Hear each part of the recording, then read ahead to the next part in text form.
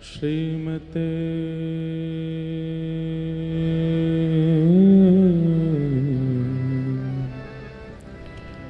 रामानुजाय नमः।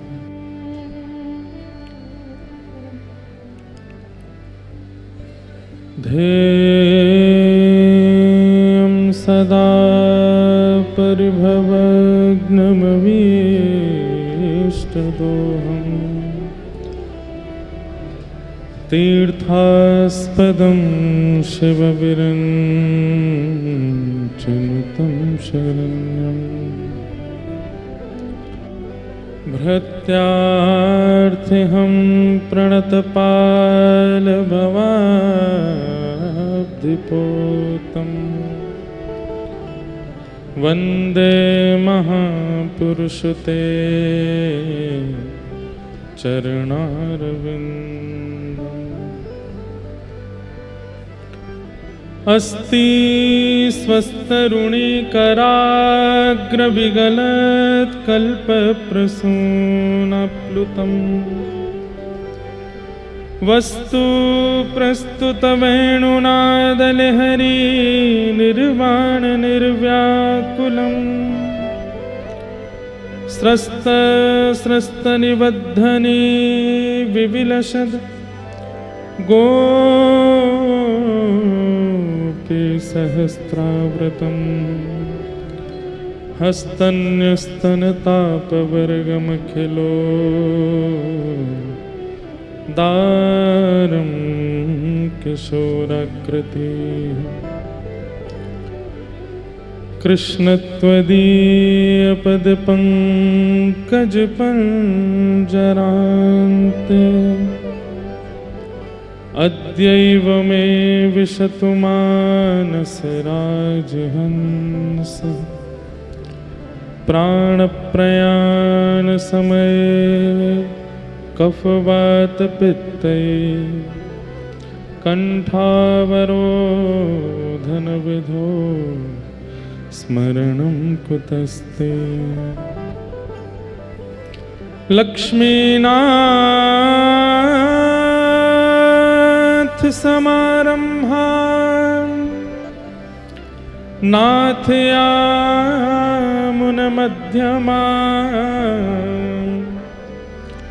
अस्मदाचार्यपर्यन्ता वन्दे गुरुपरम्परा। जय जय श्री राधारमण जय जय नवल किशोर जय गोपी चित्तचोर प्रभु जय जय माखन चोर। परमानंद के साथ हम आप सब लोग श्री गिरिराज जी की तलहटी में वृंदावन महिमामृत कथा श्रवण कर रहे हैं और विगत 2 दिनों से हम लोग महाप्रभु जी के आनुगत्य में श्री प्रबोधानंद जी महाराज एवं रूप सनातन गोस्वामी के चरित्र को सुन रहे थे। पर विशेष रूप से भाव ये था कि रसिक त्रयी पर चर्चा हो, जहाँ श्री हितरवंश महाप्रभु, स्वामी श्री हरदास जी महाराज और श्री हरिराम व्यास। तो रसिक त्रयी का प्रारंभ स्वामी हमारे श्री हितरवंश महाप्रभु के भाव से होता है। तो आज हितरवंश महाप्रभु के मंगल भाव में प्रवेश करेंगे तो श्री हित चतुरासी जी का जो प्रथम पद है, सब लोग अपने अपने आधुनिक यंत्रों में खोल लीजिए। जोई जोई प्यारो करे सोई मोहे भावे, और वही गाते हुए आज के मंगल भाव में प्रवेश करेंगे।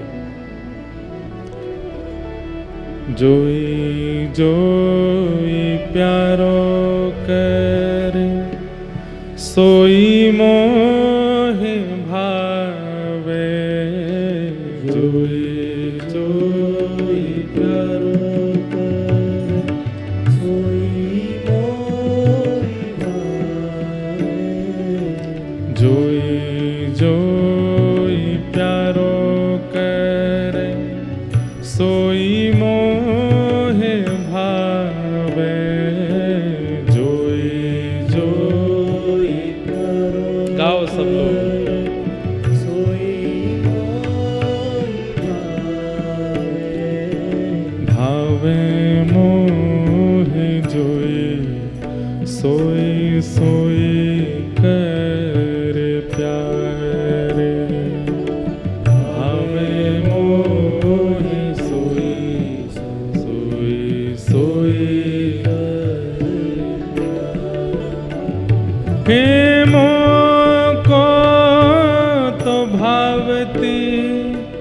और प्यारे के नैनन में मोको भावती और प्यारे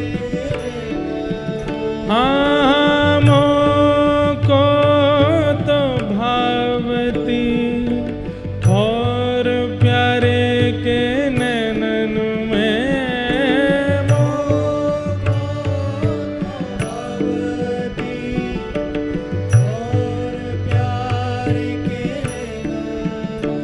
हाँ प्यारो भयो चाहे मेरे नैनन के तारे प्यारो भयो चाहे मेरे नैनन के तारे जोई जोई प्यारो करे सोई मोहे भावे जोई जोई प्यारो करे सोई मोहि भावे मोहे जोई सोई सोई कर प्यारे भावे मोहे जोई सोई सोई। श्री राधा वल्लभ लाल की जय।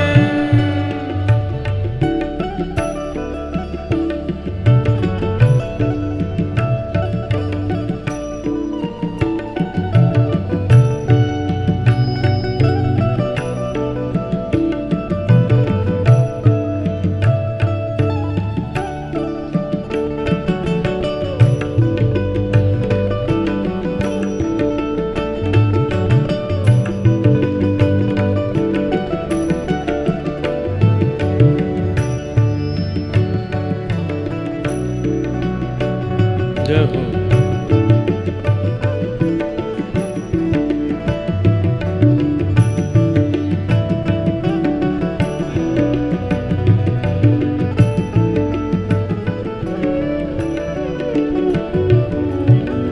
मेरे तन मन प्राण भूत प्रीतम प्रिय मेरे तन मन प्राण भूते प्रीतम प्रिय मेरे तन मन प्राण भूते प्रीतम प्रिय मन प्राण भूते प्रीतम प्रिय हाँ अपने कोटिक प्राण प्रीतम मोह सोहाए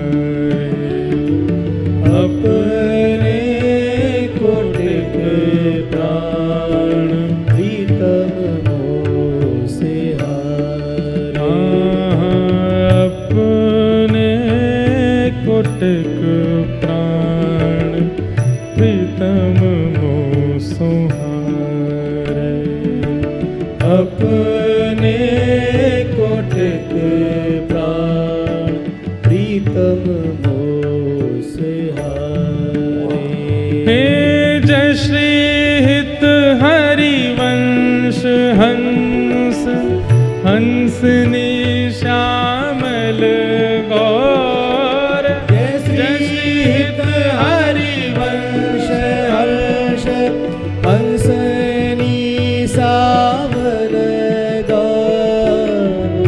आज परम कृपा भई है, हमारे पूज्य श्री गोरीलाल कुंज वाले महाराज जी पधारे हैं।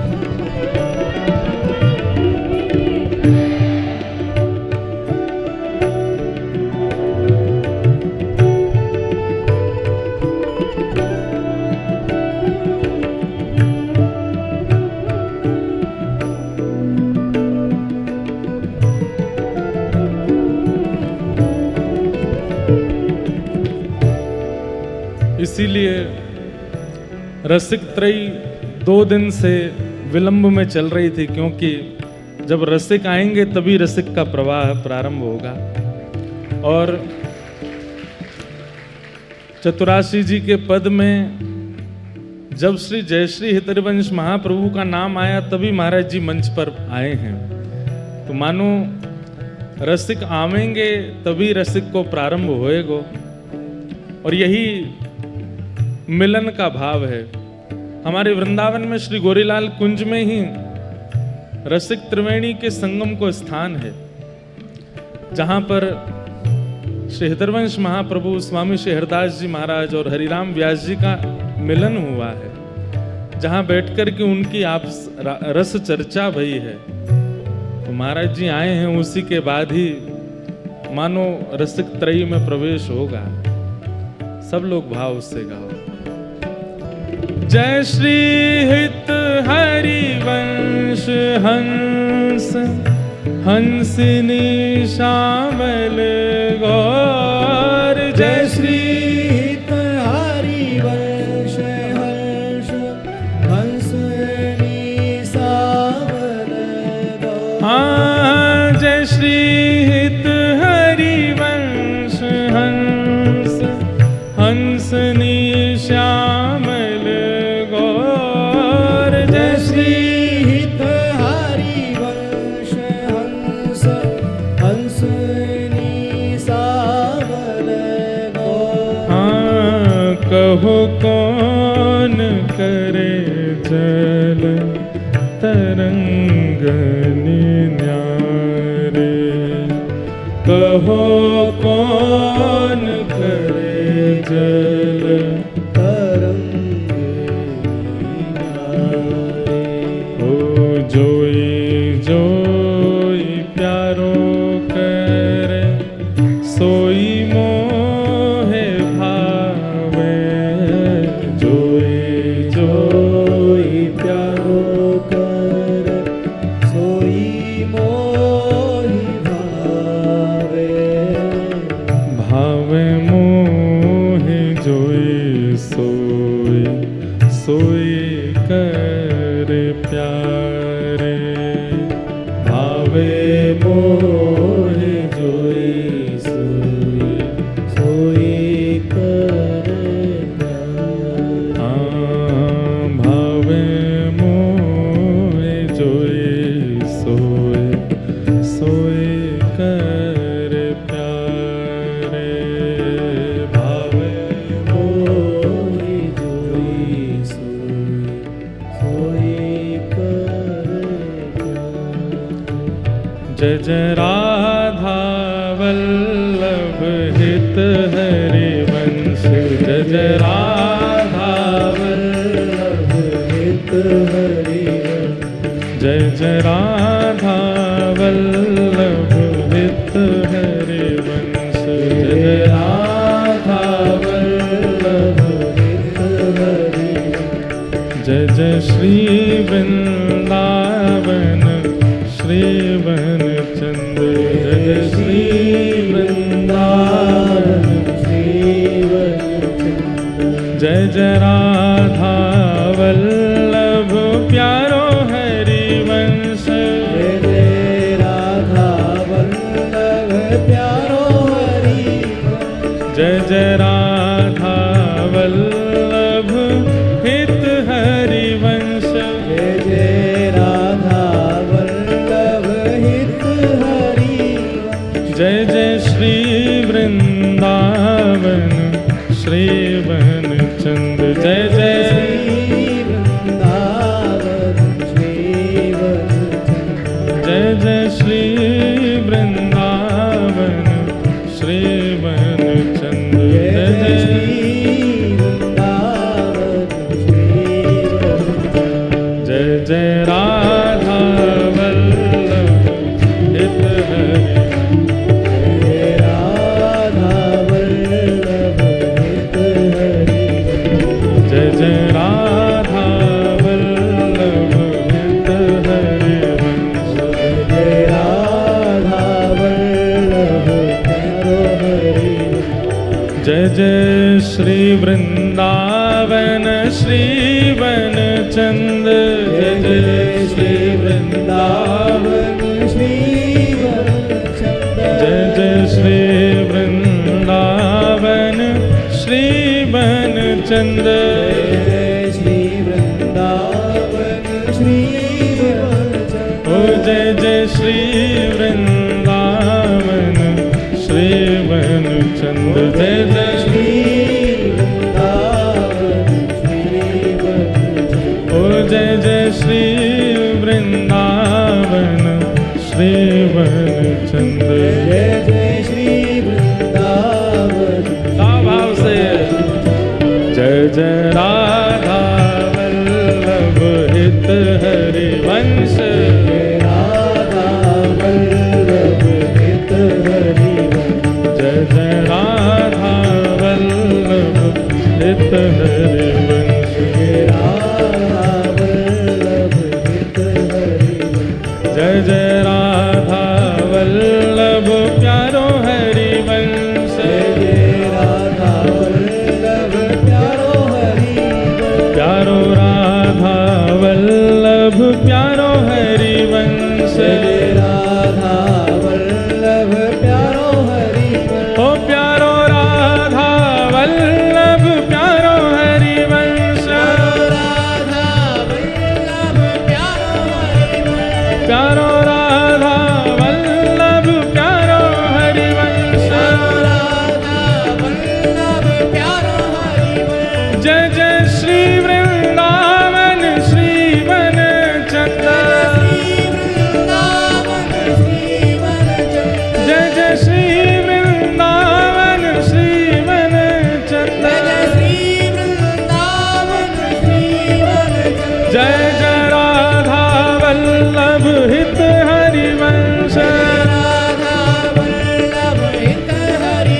जय जय राधा वल्लभ हित हरि वंश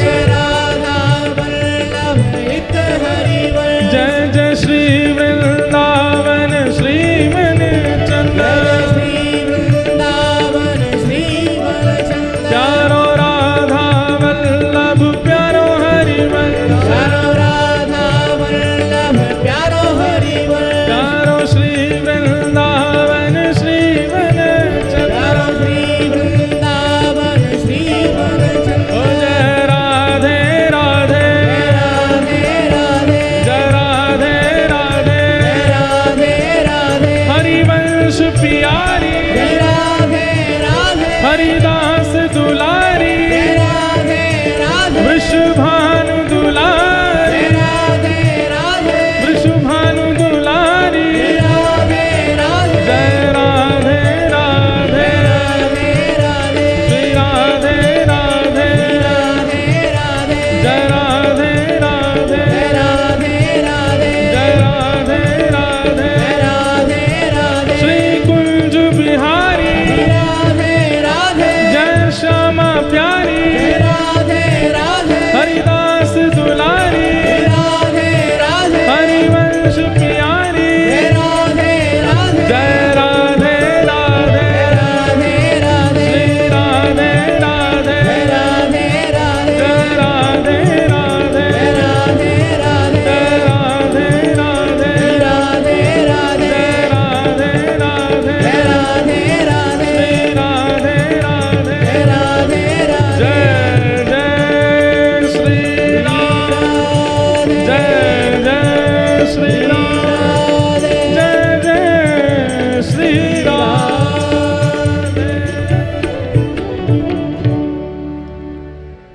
बोलो वृंदावन बिहारी लाल की जय श्री राधा रमण लाल की जय श्री राधा वल्लभ लाल की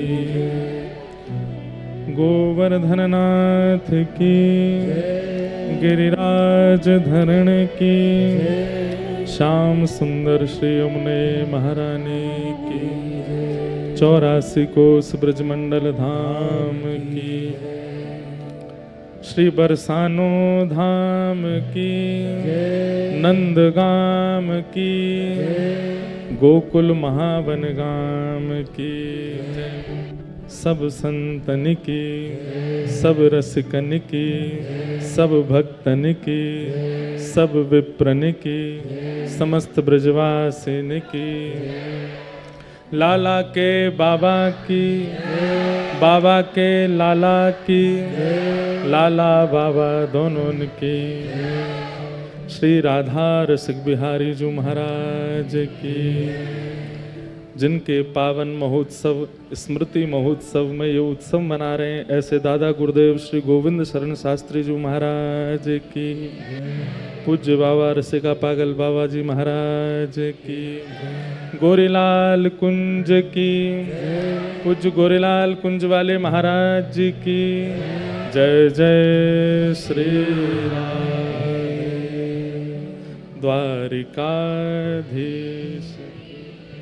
कुंज बिहारी, कुंज बिहारी, कुंज बिहारी, निताय गौर।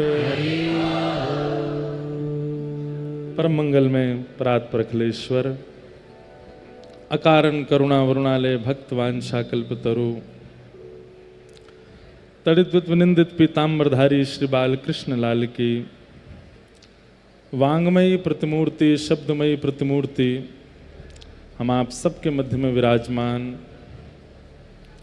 श्री ठाकुर जी के वांगमय विग्रह को प्रणाम करते हैं एवं जिनकी छत्र छाया में हम आप सब लोग बैठे हैं, ऐसे साक्षात श्री कृष्ण स्वरूप श्री गोवर्धन नाथ जी को प्रणाम करते हैं, जिनके पावन स्मृति महोत्सव में ये सुंदर वृंदावन रसामृत चर्चा आप सब श्रवण कर रहे हैं। ऐसे दोनों गुरुजनों को प्रणाम करते हैं।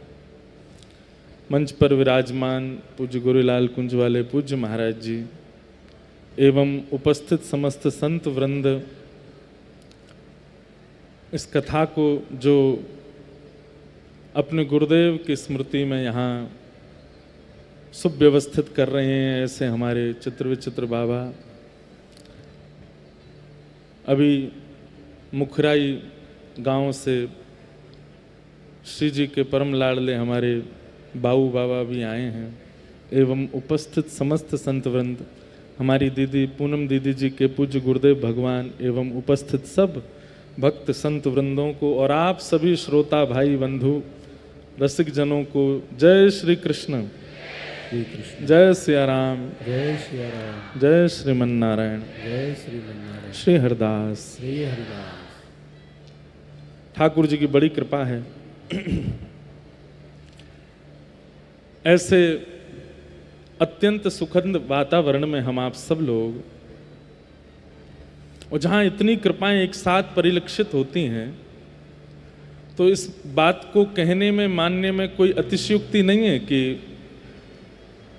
श्री ठाकुर जी हमको जानते हैं, और जिसको जानते हैं उसको, जैसे यहाँ पे भी बहुत सारे लोग रोक रहे हैं अंदर आने से, आने नहीं दे रहे, बैठने नहीं दे रहे, लेकिन वो अपनी जानकारी बता देते हैं, देखिए हमारी उनसे जानकारी है, तो तुरंत आने देते हैं। कहीं सिक्योरिटी हो, पुलिस वाले हों, उनको जानकारी बता दो तो वो आने देते हैं। ठीक वैसे ही गिरिराज जी में उत्सव चल रहा है, असंख्य लोग हैं संसार में, लेकिन यहाँ वही आ रहे हैं जिनको श्री जी के साथ जानकारी है, ठाकुर जी के साथ जानकारी है, उनको यहाँ पर प्रवेश मिल रहा है।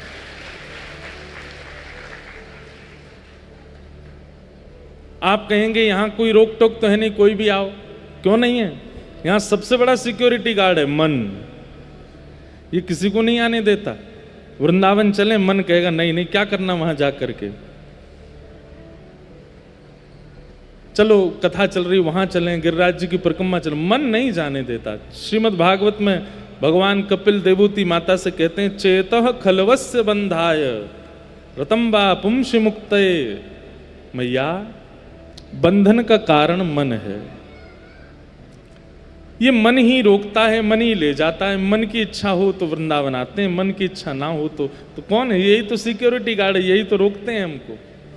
लेकिन इसी मन को जब आचार्य चरण संबंध करा देते हैं ठाकुर जी से, इसको बता देते हैं कि भाई इस जीवात्मा का संबंध है श्री जी से, तब ये मन अनुमति दे देता है आने की।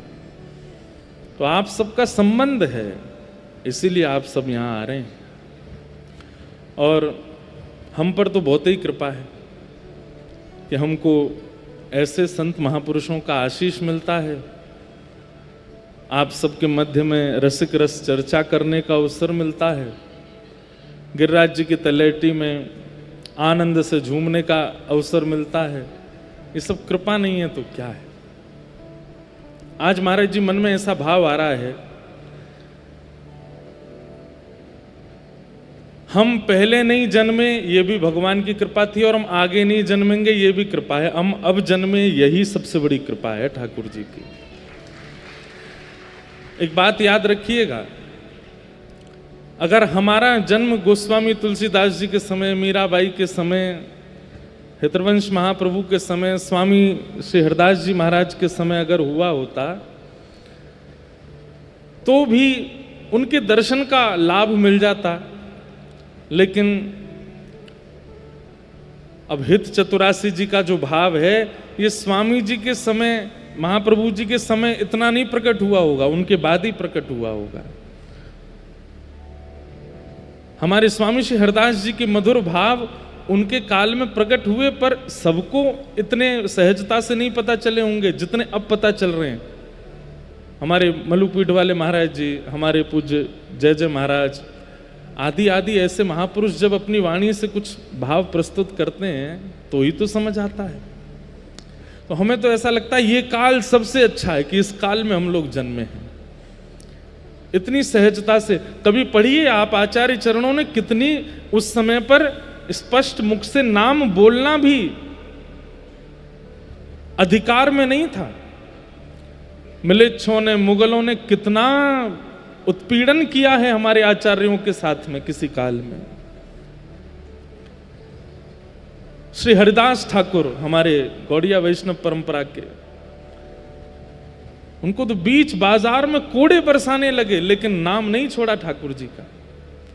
आज हमको कोई नहीं रोकता है, कोई नहीं टोकता है। ठीक है, कहीं कहीं थोड़ी होती, लेकिन फिर भी स्वच्छंद भाव से हम लोग नाम सुन रहे हैं, कथा सुन रहे हैं, परिक्रमा लगा रहे हैं, रसिक जनों के दर्शन कर रहे हैं। ये कृपा नहीं है, बहुत बड़ी कृपा है। जिस काल में हम लोग बैठे हैं, इस काल में हमारा जन्म हुआ, इससे बड़ी श्री जी की कृपा और कोई नहीं होगी कि ऐसे ऐसे महापुरुषों के दर्शन और इतनी सहजता से हरि नाम गाने का अवसर मिल रहा है।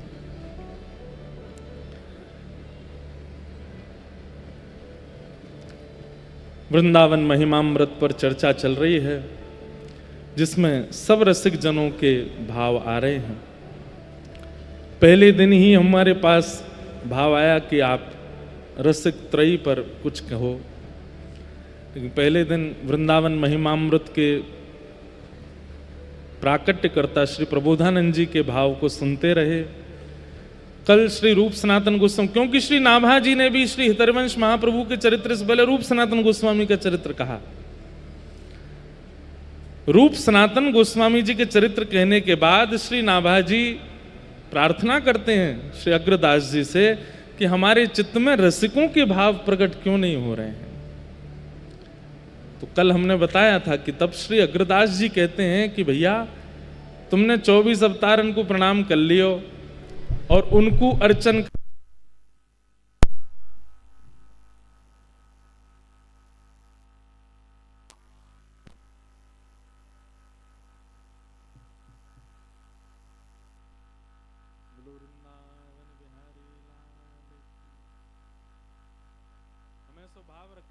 कथा में, लाइट में, माइक में विक्षेप आवे तो सोचो ठाकुर जी आ गए कथा में। ठाकुर जी को इतना बल है कि ये सह नहीं पामे बेचारे। तो ठाकुर जी जैसे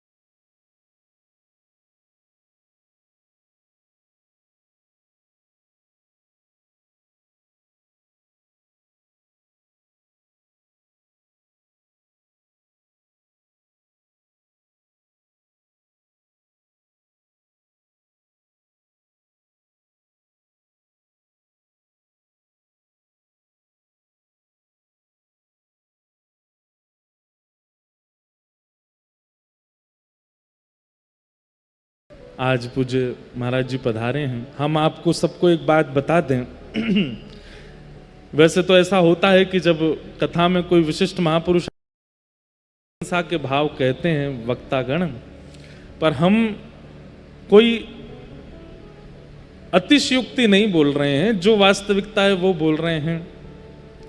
आप हमारे भाव से, हमारी सामान्य सी वाणी से जितने भी भक्त चरित्र सुनते हैं यहाँ कथा में, कहीं कथा में, वो सब भक्तमाल जी की कृपा। और श्री भक्तमाल जी हमारे जीवन में आई पूज्य महाराज जी की कृपा से। पूज्य महाराज जी ने ही श्री भक्तमाल जी में आशीष लिख कर के दास को आज्ञा करी कि आप भक्तमाल जी कहो। तब पिछले साल जन्माष्टमी पर जयपुर में पहली बार भक्तमाल जी कहीं, और वहां हमने रसिक त्रयी की चर्चा की। श्री हितरवंश महाप्रभु, स्वामी जी महाराज और व्यास जी, तीनों की चर्चा वहीं कही। तब से भक्तमाल जी के मानो जैसे रस लग गया, और तब से कोई ना कोई चरित्र भाव अन्य अन्य कथाओं में कहीं, अब तो बिना भक्तमाल जी के हम कहीं कथा करते ही नहीं है। श्रीमद् भागवत जी की भी किसी विषय की पुष्टि करनी होती है तो भक्तमाल जी का आश्रय लेते हैं। तो हमारे जितने भी भक्त चरित्र प्रकट हो रहे हैं, दो महापुरुषों की कृपा है। महाराज जी की कृपा से भक्तमाल जी प्राप्त हैं। और जब पहली बार भक्तमाल जी भक्त चरित्र कहने बैठ रहे थे व्यास मंच पे, पहले उससे 5 मिनट पहले पूज्य हमारे मलुक पीठ वाले महाराज जी ने फोन करके कान में और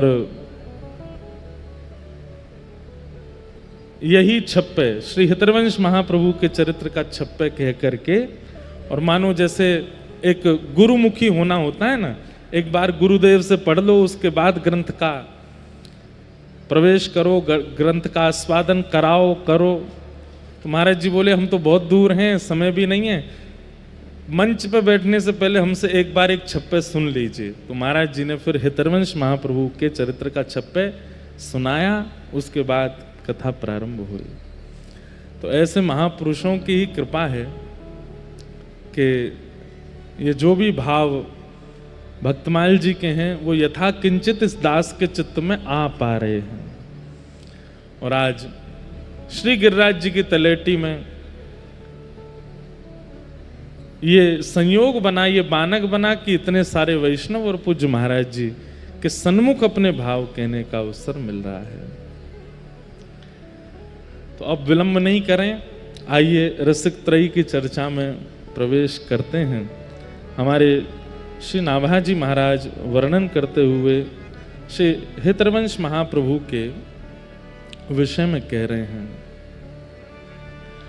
श्री हरिवंश गुसाई भजन की रीत सकृत को जानी है, श्री राधा चरण प्रधान हृदय अति सुदृढ़ उपास, कुंज केली दंपति तहाँ की करत खवास, सर्वस महा प्रसाद प्रसिद्धता के अधिकारी, विधि निषेध नहीं दास अनन्य उत्कट व्रत धारे, व्यास सुवत सुवन पथ अनुसरे, सोई भले पहचानिए, श्री हरिवंश गुसाई भजन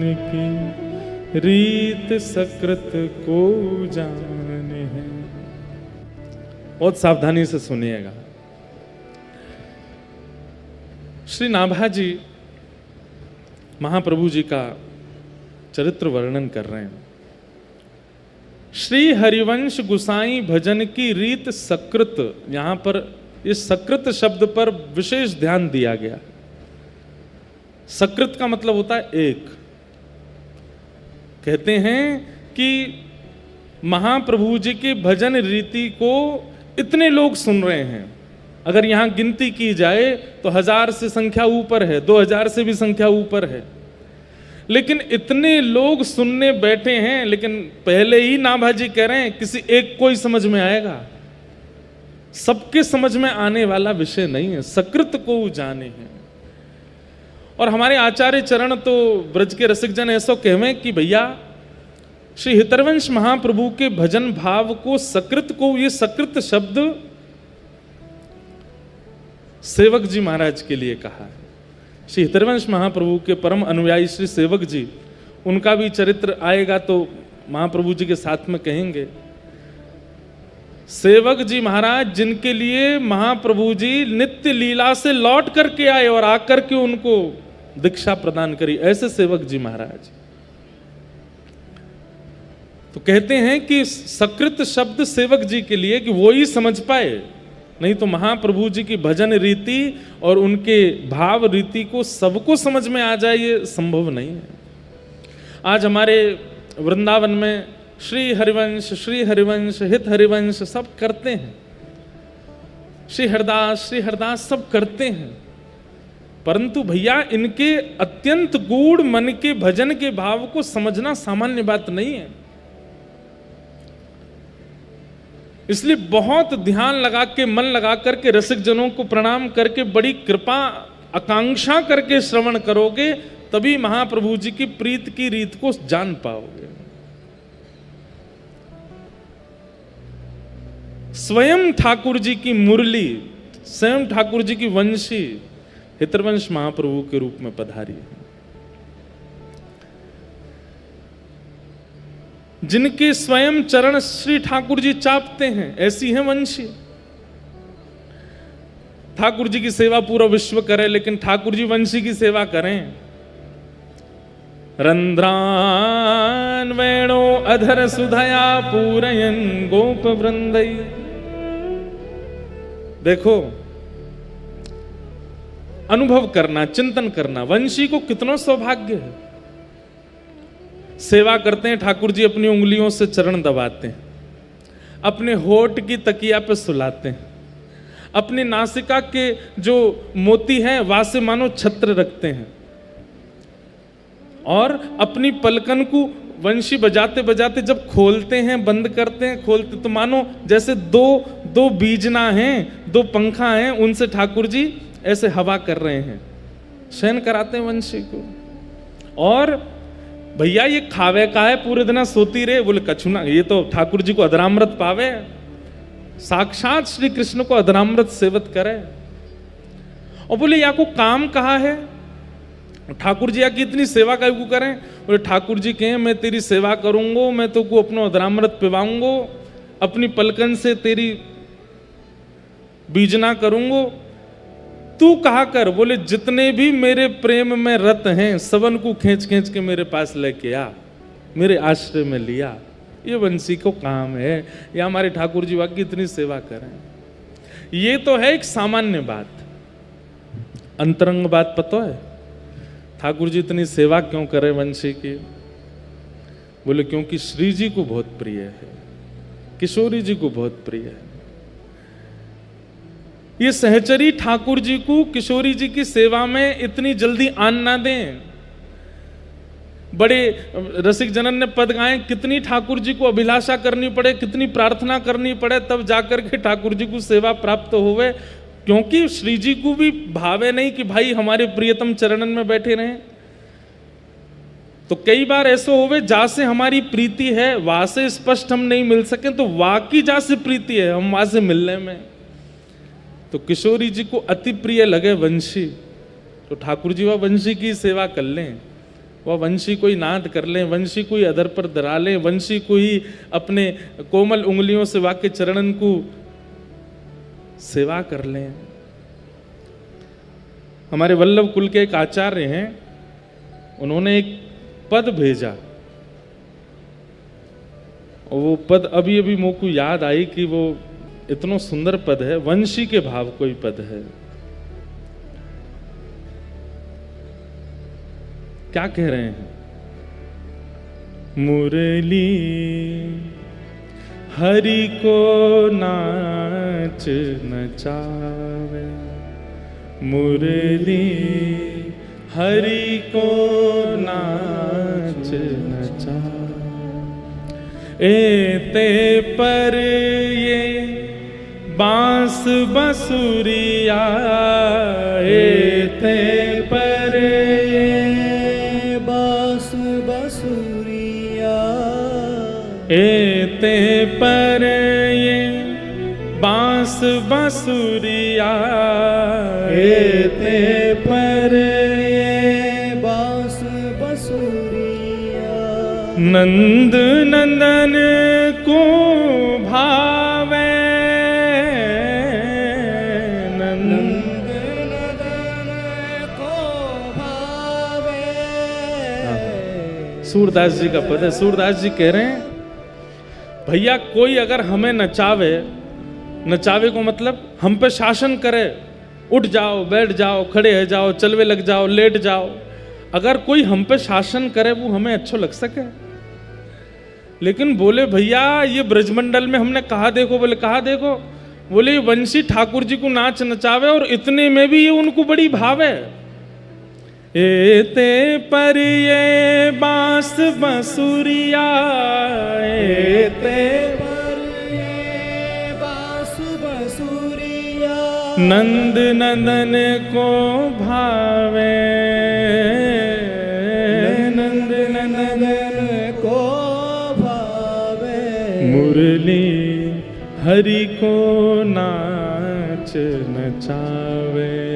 मुरली हरि को नाच नचावे। और इतना ही नहीं है, या वंशी के कारण महाराज जी कोई भारी वस्तु उठाई जाए, अभी कोई भारी ये स्पीकर धरो, यही को उठावे मैं अपने पाम भी टेढ़े कर लूंगो, कमर भी झुका लूंगो, अपने हाथ भी टेढ़े कर लूंगो। भारी वस्तु उठावे में टेढ़ो मेढ़ो होनो ये तो स्वभाव है मानव को। लेकिन हमारे ठाकुर जी ने जब गिरिराज जी धारण किया तो बिल्कुल सीधे खड़े हैं, त्रिभंगी नहीं है ठाकुर जी। श्रीनाथ जी देखो बिल्कुल सीधे खड़े हैं, दोनों पाम सीधे, कमर सीधी, मुख भी सीधो, बस ये हाथ ऐसे करके ठाकुर जी ठाड़े हैं। लेकिन 50 ग्राम की 100 ग्राम की वंशी को जैसे ही धारण करें सो महाराज पाम भी टेढ़े है जाए, कमर भी टेढ़ी है जाए, मुख भी टेढ़ो है जाए, मानो जैसे कितनो भार लग रहे हो। बोले भार नहीं है तो भैया टेढ़ो भारी वस्तु को उठावे में ही ना हो जाए, कई बार अत्यंत पूजनीय वस्तु आ जाए तो वाके सामने भी टेढ़ो हो जाए, झुको जाए, ने धीमो हो जाए। टेढ़े ठाड़े रहत अधीनता के हुए, ठाड़े रहत अधीनता के हुए। सकुच न बोलत बात, सकुच न बोलत बात। वह निधनक आज्ञा करवावत, वह निधनक आज्ञा करवावत। ने कहूँ नहीं लजात, ने कहूँ नहीं लजा। अरे ठाड़े रहत अधीनता के हुए। ठाकुर जी वंशी को धारण करने के लिए कैसे अधीन रहेंगे। राधारमण जी को देखो, बंगला बने हैं, पुष्प के बने हों, फलन के बने हों, 56 भोग, ऐसे खड़े रहेंगे। अरे एक सामान्य सी बात है कि अगल बगल अगर कुछ योजना बनी है तो नेक हम इधर भी देखेंगे, इधर भी, पर ठाकुर जी ऐसे ही खड़े रहेंगे, राधा वल्लभ जी ऐसे ही खड़े रहेंगे, बिहारी जी ऐसे ही खड़े रहेंगे। क्यों? वंशी हाथ में है। बोले वाकई लैया इतने अधीन खड़े रहे तत्पर। और सकुच न बोलत बात, सकुचाते हैं, उसके आगे बोलते नहीं है ठाकुर जी। ये गोपियां आपस में चर्चा कर रही हैं। और वह निधरक आज्ञा करवावत, वो वंशी ठाकुर जी को आज्ञा करवावे, ने कहूं नहीं लजात। अरे कभी विचार ना करें, जगत नियंता जगदाधार परमेश्वर परमात्मा को अपने अधीन करके रखे। मुरली हरि को नाच नचावे, मुरली हरि को नाच नचावे। और ये वंशी कैसी है?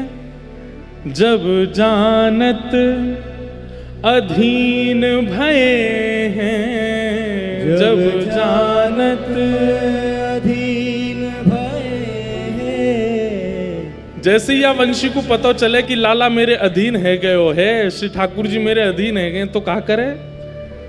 देखत ग्रीव नवात, देखत ग्रीव नवात। ठाकुर जी जब वंशी बजाते बजाते अधीन है जाए तो कैसे बजाने लगे? ये हस्त कमल तो ऊपर को चलो जाए और ये मुखमंडल ठाकुर जी को इधर को झुक जाए, और ऐसे है करके ठाकुर जी अधीन है गए हैं वंशी के। अपनी ग्रीवा को झुका लें, अपनी गर्दन को झुका लें ठाकुर जी। पौढ़त अधर चलत कर पल्लव, पौढ़त अधर चलत कर पल्लव। रंध्र चरण पलटा, रंध्र चरण पलटा। और हम पैरिस कर कर अवलोकत, हम पैरिस कर कर अवलोकत। नासा पुट फरकावत, नासा खल पावत। सूर श्याम जब जब रीझत है, सूर श्याम जब जब रीझत है। तब तब शीश डुलात, तब तब शीस डुलात। मुरली हरि को नाच नचावे, मुरली हरि को एक दिना किशोरी जी ठाकुर जी से बोली, बड़े उमड़ घुमड़ के वंशी बजाओ, लाओ यार मोए दो, मैं बजाऊंगी। किशोरी जी बोली, आज हम वंशी बजाएंगे, तुम सुनो। ठाकुर जी बोले, अरे श्री जी आप ऐसा मत करो, आप तो बैठ के केवल सुनो, आप तो केवल आनंद करो, आप तो केवल नृत्य करो, आप मत बजाओ।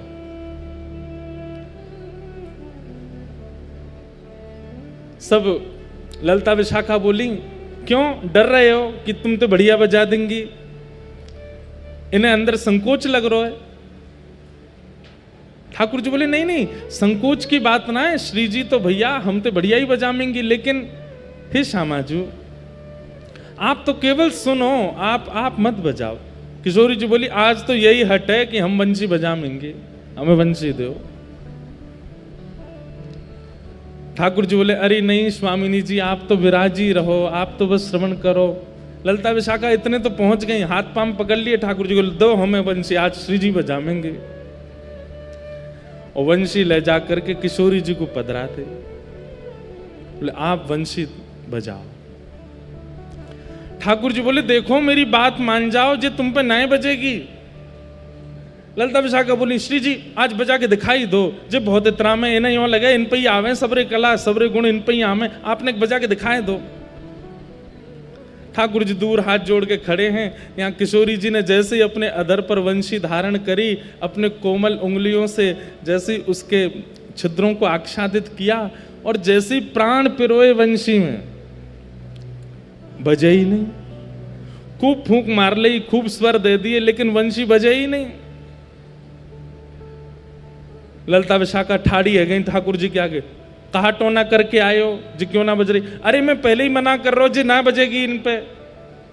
क्यों नहीं बज रही है? हमारी श्यामा जी तो खूब सबरे वाद्य ने बजा ले, सबरे, कोई कला ऐसी नहीं है जो हमारी किशोरी जी पर नहीं आवे।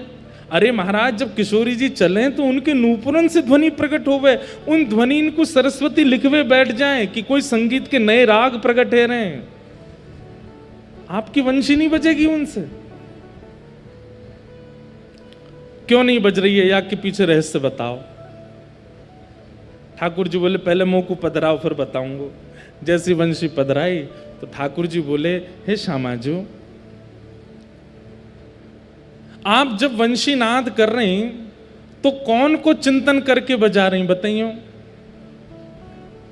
वंशी को स्वभाव है जब तक कोई को चिंतन करके, कोई को हृदय में धारण करके, कोई को प्रसन्न करने की भावना से या में स्वर फूंकोगे तभी ये मधुर बजेगी। आप कौन को चिंतन करके बजा रहे हैं? किशोरी जी बोली अब और कौन है, आप कोई चिंतन करके बजा रहे हैं हम।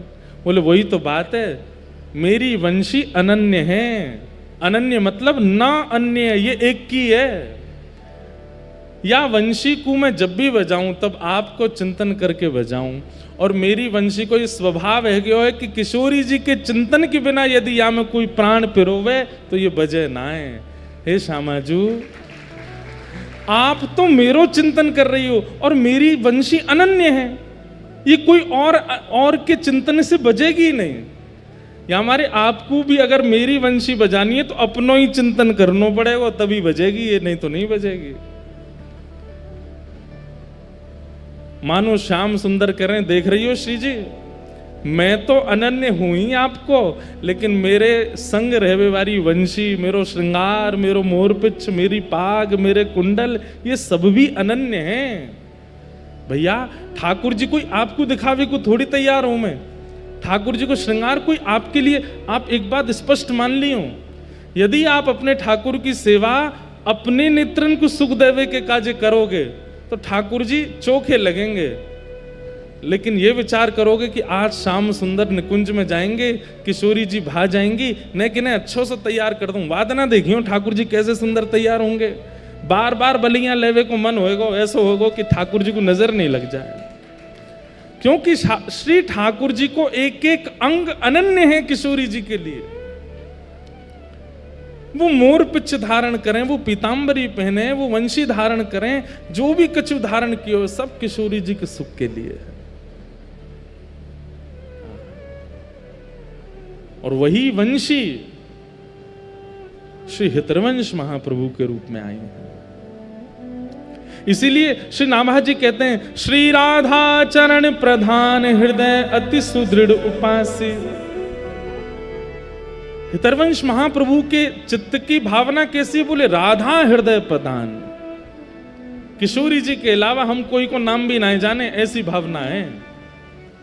कौन देवता, कौन महापुरुष, कौन सा अवतार? बोले हम तो एक ही जाने। बोले कौन? बोले राधा, बस। या के अलावा हमको ये जाने ना है। क्यों? क्योंकि अब से नहीं भैया, ये द्वापर युग से ही अनन्य है किशोरी जी के। स्वयं श्याम सुंदर भी यदि कभी चाहे कि मैं वंशी में, इसीलिए वंशी, मुरली और वेणु ये अलग अलग हैं। ठाकुर जी को जब जनमानस को रिझाना होवे तब ठाकुर जी वेणु बजावे, ठाकुर जी को जब अपने इनको रिझाना हो तो मुरली बजावे, लेकिन किशोरी जी के भाव से तो ठाकुर जी वंशी बजावे। और ये वंशी अनन्य है, केवल किशोरी जी के लिए है और किसी के लिए नहीं। इसीलिए वही वंशी जब हितरवंश महाप्रभु के रूप में आए तो अनन्य भाव किशोरी जी के लिए। इसीलिए नाभा जी कहते हैं, श्री राधा चरण प्रदान हृदय अति सुदृढ़ उपास्य। अरे ठाकुर जी भी पीछे हैं, पहले किशोरी जी, पहले लाडली जी। एक बार एक रासलीला है रही कथा में, तो कछु प्रसाद बनो, तो हम मंच पे गए, प्रिया प्रियतम दोनों जो स्वरूप सरकार उनको पवाने के लिए। सामान्य सी बात है, हम लोगों ने ज्यादा पता तो है नहीं, हम सीधे गए प्रसाद लेकर के, जैसे ही ठाकुर जी को पवाने लगे, जो ठाकुर जी को स्वरूप बने, तो मुंह इशारों का करें, पहले इन्हें पवाओ, बगल में जो श्री जी बैठी हैं पहले इन्हें पवाओ। मैंने कि अच्छा, और फिर जैसे ही मैं पवाने लगा तो मुझे बोले पूरा मत पवाइयो, नेक पवाइयो, और प्रसादी फिर मोह पवाइयो। मतलब हमारे यहाँ की रासलीला में स्वरूप सरकार भी या भाव से विराजे कि ये श्री जी हैं, इनको प्रसादी हमको पानो है, वही भाव से। अरे कोई पहले ठाकुर जी को जाके प्रणाम कर ले, बगल में श्री जी बैठी हैं, तो ठाकुर जी न्यों देखें कहीं मेरी लकुटी कहाँ गई, पहले वहां प्रणाम कर, फिर यहां प्रणाम करियो, पहले श्री जी को वंदन करे। तो ये सब भाव हमारे रसिक जन जब से विराजे, श्री हितरवंश महाप्रभु, स्वामी श्री हरदास जी महाराज आदि आदि इन रसिकन के भाव से प्रधानता भई कि भैया ठाकुर जी भी हमारे जिनको पूजे उनको पहले वंदन। तो श्री राधा चरण प्रधान हृदय अति सुदृढ़ उपाय। और कैसी उपासना? बोले सुदृढ़। सुदृढ़ मतलब हम आप सब तो ऐसे हैं कि कोई ज्यादा प्रभावशाली देवता आ जाए तो अपने इष्ट को छोड़वे में कंजूसी ना करें, अपने इष्ट को त्याग देंगे, वो ज्यादा प्रभावशाली उनके पास चलो। पर नहीं, जाके अधीन सदा ही सांवरो, जाके अधीन सदा ही सावरो, या ब्रज को सिरताज, या ब्रज को सिरता हमारे माई श्यामा जू को राज, हमारे माई श्यामा जू को राज, हमारे माई श्यामा जू को राज, हमारे माई श्यामा जू को राज। श्री विठ्ठल विपुल बिहारिन के बल, श्री विठ्ठल विपुल बिहारिन के बल, जो जलधर सोंगा,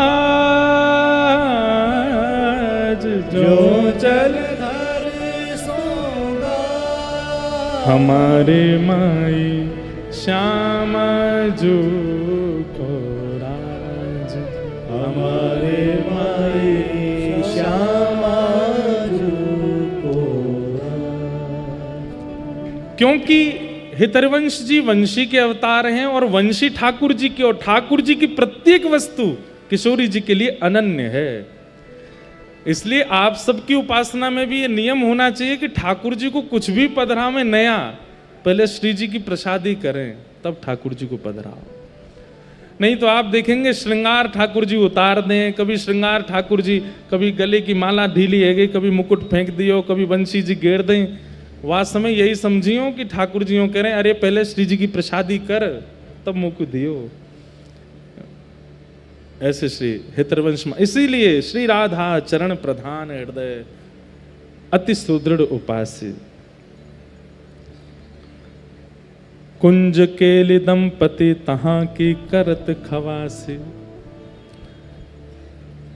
कुंज निकुंज की लीलान की जो खवासी करें ऐसे श्री महाप्रभु जी सदा उसी भाव में रहते हैं कि श्री प्रिया प्रियतम निकुंज में बस सुख सो विराजे रहें। सर्वस महाप्रसाद प्रसिद्धता के अधिकारी। हितवंश महाप्रभु ने महाप्रसाद को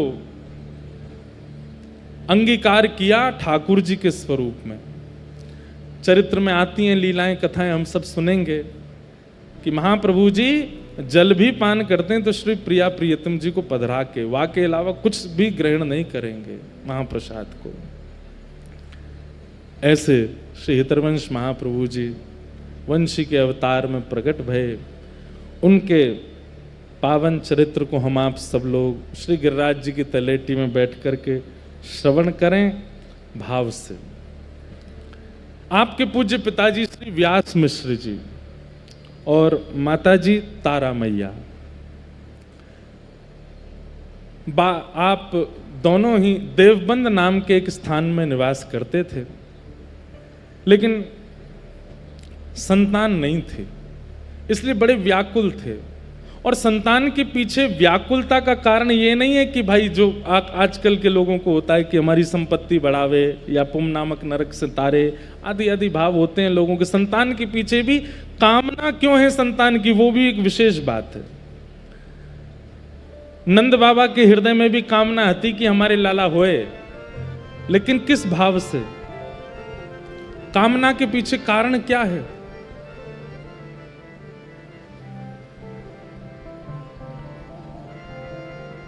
बोले गौ ब्राह्मण संत आदि इनकी सेवा है सके, ऐसो एक सेवक चाहिए, पुत्र की कामना नहीं है। सेवक की कामना से पुत्र की याचना करी, ठाकुर जी आ गए। श्री व्यास मिश्र जी के चित्त में भी भावना ऐसी थी कि ऐसे बालक घर में जन्मे जासे धर्म प्रचार भक्ति प्रचार की योजना बन सके। एक दिन आपके बड़े भैया श्री नृसिंह आश्रम जी महाराज, जो कि विरक्त हो चुके थे, उनके अनेक अनुयायी थे। एक दिन वो भ्रमण करते करते देवबंद आए। तब आप अपनी पत्नी के साथ उनको प्रणाम करने गए, श्री व्यास मिश्र जी तारा मैया के साथ। इन्हीं के बड़े भैया हैं, लेकिन हमारे यहाँ नियम है कि विरक्त हो, संन्यास हो जाएं तो फिर उसके बाद पूर्व संबंधों को इतना विशेष महत्व नहीं, सब समान होते हैं। नरसिंह आश्रम जी को प्रणाम करने के लिए गए तो नरसिंह आश्रम जी ने जब तारा मैया का मुख देखा तो बोले, बहू आपके मुखमंडल की भावना से तो ऐसा लगता है कि आप किसी बात से उदास हो, क्या बात है? बहुत ध्यानपूर्वक सुनिएगा।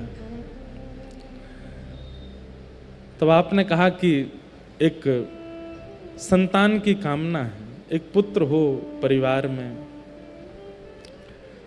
नरसिंह आश्रम जी दिव्य दृष्टि वाले थे, उन्होंने देख करके ये अनुमान लगा लिया था कि इस जन्म नहीं, अगले जन्म में भी संतान की योजना तो नहीं है इनके यहाँ। उन्होंने ऐसे एक प्रवचन जैसे कर दिए कि लाली अब देखो जैसी ठाकुर जी की इच्छा है अब उसी इच्छा को ही सर्वोपरि मानो, जैसी व्यवस्था व्यवहार है उसी में ही राजी रहो। तारा मैया बोली, व्यास मिश्र जी तो शांति बैठे थे, लेकिन तारा मैया बोली, तुम प्रभु अगर प्रारब्ध में जो लिखा है, भाग्य में जो लिखा है उसी पर चलना है तो फिर महापुरुषों के प्रणाम का क्या फल है?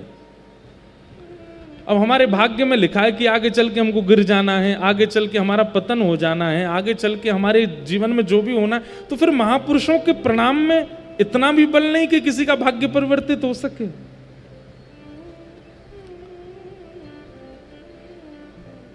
नरसिंह आश्रम जी थोड़े स्तब्ध हो गए, मन में विचार करने लगे कि तर्क होता तो उत्तर देता, वितर्क होता तो उत्तर देता, कुतर्क होता तो भी उत्तर देता, लेकिन तर्क वितर्क कुतर्क नहीं है। यहां तो भक्ति साधन और महापुरुषों की कृपा पर प्रश्न है। महापुरुषों को हम प्रणाम ही क्यों करें, उनके पास जाएं क्यों, हम सत्संग करें क्यों? भाई भाग्य में लिखा है उसको भोगेंगे, क्यों? इनके प्रणाम से कुछ होना तो है नहीं, इनके दर्शन से कुछ होना तो है नहीं। नरसिंह आश्रम जी बोले, अगर इस बात को हमने टाल दिया तो बहुत लोगों के चित्त में अविश्वास हो जाएगा। एकांत में जाकर के ठाकुर जी से प्रार्थना करी, जय जय आपके साधुओं के दर्शन पर प्रश्न उठा है, उनके ऊपर उनके प्रणाम पर प्रश्न उठा है, अब तो कृपा आपको करनी पड़ेगी। नरसिंह आश्रम जी ने एकांत में जाकर के ठाकुर जी से प्रार्थना की तो ठाकुर जी ने आश्वासन दे दिया और कहा, आप चिंता नहीं करो, आप जाकर के केवल आशीर्वाद दे दो, हमारी निकुंज की ही वंशी अली ही इनके यहां जन्म लेगी। बस ये थोड़ा साधन करें, कुछ पवित्रता का ध्यान रखें, वृंदावन का चिंतन करें, इनके यहां हमारी वंशी अली आएगी। नरसिंह आश्रम जी आए, आकर के तारा मैया से बोले, बेटिया अब तुम चिंता मत करो, कुछ साधन बताए। बोले जाओ, और तुम्हारे घर सामान्य संतान नहीं होगी, ठाकुर जी के प्रेम रस भाव को प्रकट करने वाली ठाकुर जी की निज सहचरी आएगी, इसलिए जाओ। और प्रणाम करके व्यास मिश्र जी तारा मैया दोनों चले गए। अब देखो कितनी अच्छी बात, गर्भ में जो बालक है वो बालक भगवत भक्त है, उसका प्रमाण गर्भावस्था के समय ही मां को हो गया।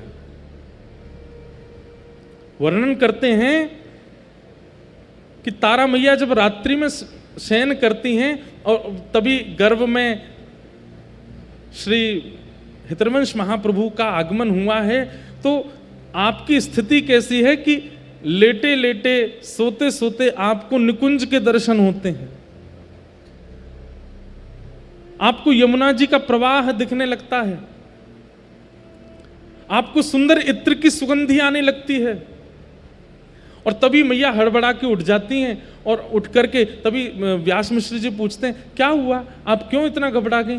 बोले पता नहीं, सघन कुंज का दर्शन हो रहा था, यमुना जी का निर्मल जल प्रवाह दिख रहा था, बड़ी सुंदर सुंदर कुंज दिख रही थी, अच्छी सी एक सुगंधी आ रही थी, कभी लगता था जैसे मानो गुलाब के पुष्प की हो, मोंगरे के पुष्प की हो। व्यास मिश्र जी बोले आपने कुछ सोचा होगा इसलिए वो चिंतन में आ गया होगा, सो जाओ।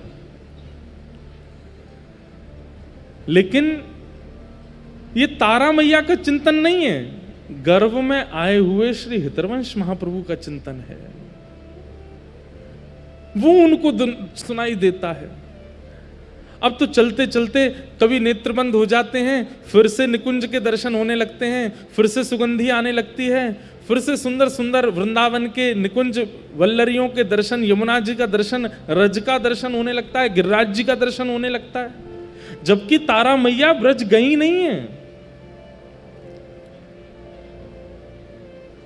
व्यास मिश्र जी से निवेदन करती हैं कि मुझे ऐसा लगता है कि मुझे ठाकुर जी के निकुंज श्री वृंदावन का दर्शन होता है। व्यास मिश्र जी बोले हम तो कभी गए नहीं, तो वहां को दर्शन कैसे है जाए आपको? बोले पता नहीं, मुझे दिखता है ऐसा मार्ग है सुंदर, उस पर प्रिया प्रियतम के चरण चिन्ह बने हैं, जगह जगह महावर लगे हैं, कहीं ठाकुर जी के हाथ में चंदन लगा है, किसी वृक्ष को छुआ है वहां ठाकुर जी के हस्त चिन्ह है, कहीं पर वृंदा का वन है, कहीं पर सुंदर मोगरे का वन है, कहीं गुलाब का वन है, और सामने यमुना जी कलकल करती बह रही हैं। व्यास मिश्र जी बोले आपको कैसे पता कि वो वृंदावनी है? बोले पता नहीं क्यों चित्त में ऐसा भाव उत्पन्न होता है कि ये वृंदावन है।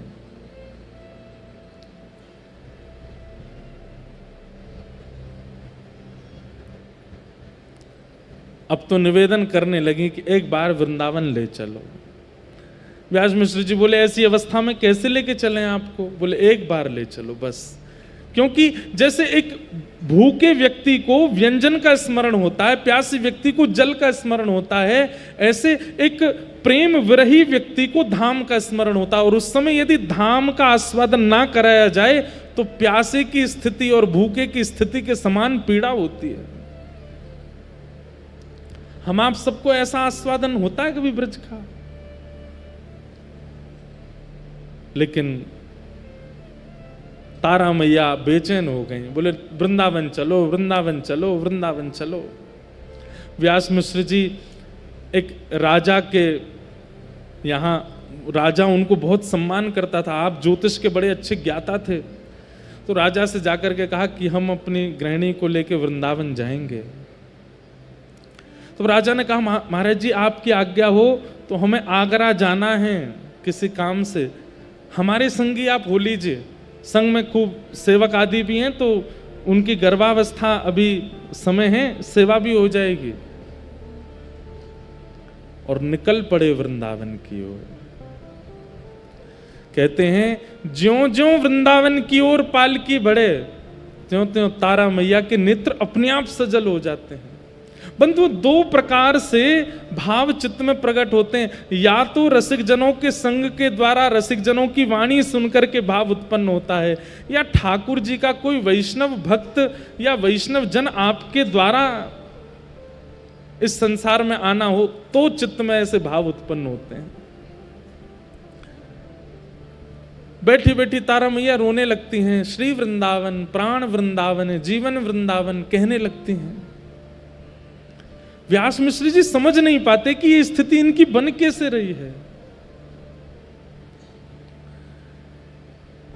जैसे वृंदावन पहुंचे, अब राजा ने तो अपनी सभा वहीं उनको कह दिया कि आप लोग दर्शन करो, हम आगरा निकलते हैं, कुछ लोगों को छोड़ दिया साथ में। अब स्थिति यह है कि तारा मैया चल रही हैं वृंदावन में, और उस समय में वृंदावन में कुछ भी नहीं है। और वो अपने आप कहती हैं आगे आगे एक एक एक एक वन में एक ऐसा पुष्प लगा होगा। व्यास मिश्र जी कहते हैं आपको कैसे पता? बोले देख लेना, और आगे चल के देखते हैं तो वही पुष्प मिलता है। अब देखो यहां से हम इधर मुड़ेंगे ना थोड़ी दूर तो वहां से यमुना जी दिखाई देंगी, और थोड़े हम आगे जाएंगे तो वहां एक टीला होगा, वहां से गिरिराज जी दिखाई देंगे। और व्यास मिश्र जी जहां जहां जाएं तो जैसा मैया पहले बता दें वैसा ही उनको दिखाई दे। व्यास मिश्र जी भी समझ गए कि इनका स्वप्न असत्य नहीं था, इनका चिंतन असत्य नहीं था। यमुना जी के तट पर बैठ गई मैया और बस चिंतन कर रही हैं, आस्वादन कर रही हैं, मानो यही जीवन है, यही प्राण है, यही सर्वस्व है। वृक्ष को स्पर्श करती हैं तो मानो ऐसा इच्छा होती है कि इसको हृदय से लगा लूं। सायंकालीन समय हुआ, व्यास मिश्र जी बोले देवी अब चलें, रात्रि हो गई है, ये बड़ा निर्जर वन है, यहाँ पे बड़े बड़े राक्षस प्रवृत्ति वाले लोग रहते हैं, हमें यहाँ से चलना चाहिए। वृंदावन से जैसे निकलने लगे उनकी तो स्थिति ऐसी हो गई कि अब वृंदावन से जा ही नहीं पा रही हैं, मानो जैसे बार बार पीछे मुड़ के देखती हैं और कहती हैं कुछ योजना नहीं बन सकती कि हम यहीं रह जाएं। व्यास मिश्र जी कहते हैं अब ये भावुकता में मत रहो, चलो जल्दी, अभी आपकी स्थिति ऐसी नहीं है जिद करने की, गर्भ में बालक है, आप अभी जिद मत करो, चलो ऐसी जगह हमें रात्रि से पहले पहुंचना है जहां व्यवस्था हो शयन करने की। और तभी सायंकालीन समय व्यतीत हुआ, रात्रि काल आई, लेकिन ठाकुर जी की कैसी योजना कि ब्रज से बाहर जा ही नहीं पाए और 84 कोस के ब्रजमंडल के भीतर ही बादगाम ही पहुंचे। मथुरा से नेक आगे आगरा की ओर जा रहे थे, वहीं मैया को ऐसी प्रसव पीड़ा हुई, वहीं प्रसव पीड़ा के कारण पास के गांव में ले गए व्यास मिश्र जी तारा मैया को। गांव के सब लोग इकट्ठे हो गए, अरे आओ आओ आप यहाँ विराजमान हो जाओ, यहाँ आप बिल्कुल सुख से विराजो, कोई चिंता की बात, हम सब सेवा, सब माताएं इकट्ठी हो गई। 2-3 दिन तक वहीं विराजे रहे और पावन एकादशी का दिन आया और जैसे हमारी किशोरी जी का प्रारंभ सूर्य उदय के काल में जन्मोत्सव मनाते हैं, ऐसे ही सूर्य धीमे धीमे उदयमान हो रहे हैं और तभी तारा मैया के पावन कुक्षी से श्री वृंदावन रस को प्रकट करवे वाले हरित त्रयी में जिनको प्रमुख नाम है, ऐसे श्री हितरवंश महाप्रभु को प्रादुर्भाव भयो। श्री हितरवंश चंद्र जू की महाप्रभु जी को प्रादुर्भाव भयो। आहा, ऐसो सुंदर स्वरूप है, सब भीड़ लग गई बादगाम में लोगन की देखवे की, मानो ऐसा लग रहा हो साक्षात कोई ठाकुर जी की सहचरी प्रकट भई है। दर्शन करके सब आनंदित है गए, सब बलैया ले रहे हैं, सब महाप्रभु जी को दर्शन करके सुख में आ रहे हैं। आहा, पूरे ब्रजमंडल में धीमे धीमे ये चर्चा फैलने लगी। अब जहां जहां रसिक स्थिति वाले थे वे सब मानो धीमे धीमे उन सबके चित्त में ही अपने आप भाव उत्पन्न होने लगा कि ये कोई रसिकाचार्य ही आए हैं, ये कोई महापुरुष ही आए हैं। और सब वहां जाकर के महाप्रभु जी के मंगल दर्शन कर रहे हैं। हमारे रसिक जन खूब सुंदर सुंदर बधाई महाप्रभु जी के प्राकट्य की गाते हैं। हम आप सब लोग भी कुछ कुछ बधाइयों को गा करके महाप्रभु जी का पावन जन्मोत्सव, पावन उत्सव का आनंद लेंगे। जय हो। बोलो हितरवंश महाप्रभु की जय। आहा,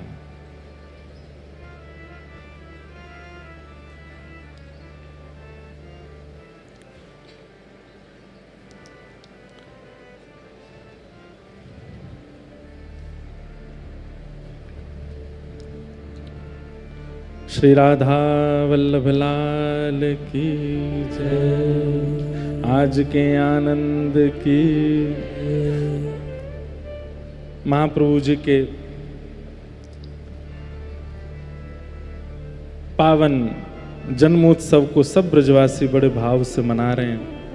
बाबा इतने कछु पुष्प मंगाए ली हूँ, बधाई गाएंगे तो सब मैंने कछु बधाई को वितरण महाराज जी के हस्त कमल से है जाएगो।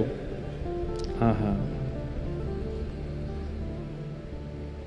जय जय राधा वल्लभ हित हरिवंश, जय जय राधा वल्लभ हित हरिवंश, जय जय राधा वल्लभ हित हरिवंश, जय जय राधा वल्लभ हित हरिवंश, जय जय श्री वृंदावन श्रीवन चंद्र, जय जय श्री वृंदावन श्रीवन चंद्र, जय जय राधा वल्लभ प्यारो हरिवंश, जय जय राधा वल्लभ प्यारो हरिवंश, जय जय राधा वल्लभ प्यारो हरिवंश, जय जय राधा वल्लभ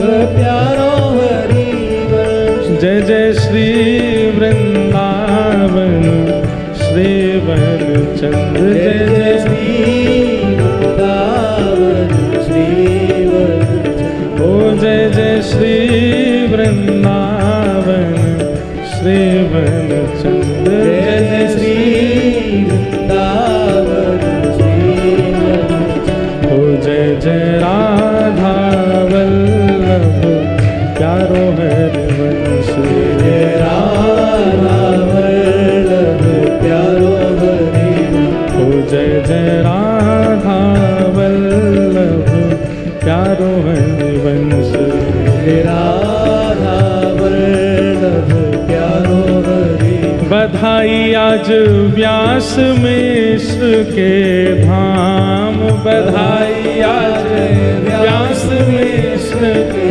धाम, हाँ बधाई आज व्यास मिश्र के धाम, बधाई आज व्यास मिश्र के धाम, हाँ प्रगति भुव की वर्षी हो, प्रगति भुव की वर्षी, हाँ प्रगति भुव वंशी रस हो, प्रगति भुव वंशी रस हो। बधाई आज व्यास मिश्र के धाम, बधाई आज व्यास मिश्र के, हाँ बधाई आज व्यास मिश्र के धाम, बधाई आज व्यास मिश्र के धाम, हाँ प्रगति भुव वंशी रस हो, प्रगति भुव वंशी रस, हाँ प्रगति भुव वंशी रस हो, प्रगति भुव वंशी रस हो, हाँ निभृत निकुंज रहस रस ज्ञाता, निभृत निकुंज रहस रस, निभृत निकुंज रहस रस ज्ञाता, निभृत निकुंज रहस रस दाता राधा नाम उद्गाता, दाता राधा, हाँ दाता राधा नाम उद्गाता,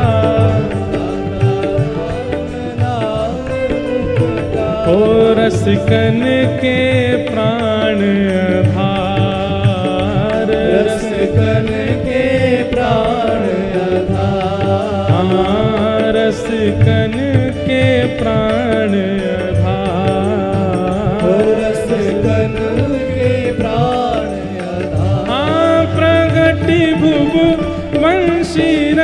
की हो, प्रगट भुव वंशी रस की हो, हाँ प्रगट भुव वंशी रस की हो,